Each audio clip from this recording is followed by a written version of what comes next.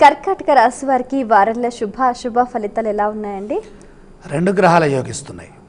ఆ యోగించే రెండు గ్రహాలు విశేషమైనటువంటి దైవ బలాన్ని, జ్ఞానాన్ని, అదృష్టాన్ని ఇచ్చే గ్రహాలు.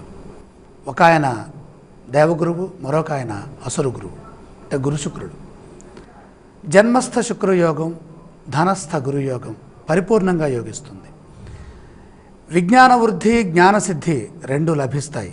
మీ బాధ్యతలను గుర్తిరిగి పనిచేయాలి. విజయానికి చేరువలో ఉన్నారు. ఆర్థికంగా మిశ్రమ కాలం, శ్రమకు తగ్గ ప్రతిఫలం ఉంటుంది. చైతన్యవంతంగా ఆలోచిస్తే సత్ఫలితాలున్నాయి. మనోబలం తప్పనిసరి. నిరుత్సాహపరిచే సంఘటనలు ఉన్నప్పటికీ కూడా అంతిమంగా మీదే విజయం అవుతుంది. కొత్త పనులు ప్రారంభించేటప్పుడు కుటుంబ సభ్యుల సలహాలు తప్పనిసరిగా తీసుకోవాలి. ఒక శుభవార్త వింటారు. ఒక సంఘటన విచారాన్ని కూడా కలిగిస్తుంది. ప్రయాణాల్లో జాగ్రత్త అవసరం. ఆరోగ్య సమస్యలు రాకుండా జాగ్రత్త పడాలి. ఈ రాశి వారు పఠించవలసిన స్తోత్రాలు లేవండి. ఇక్కడ తప్పనిసరిగా వారంలో 3 సార్లైనా ఆదిత్య హృదయాన్ని చదువుకోవాలి. ఆలయ సందర్శన క్రమంలో ఏ దేవీ దేవతలను దర్శించాలంటారు?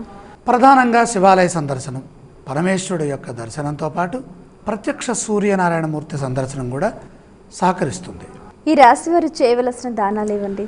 ముఖ్యంగా 7 గ్రహాలు దోషస్థానంలో ఉన్నాయి కాబట్టి నవధాన్యాన్ని అగ్నిహోత్రంలో సమర్పించి నమస్కారం చేసుకోవటం ఉత్తమం.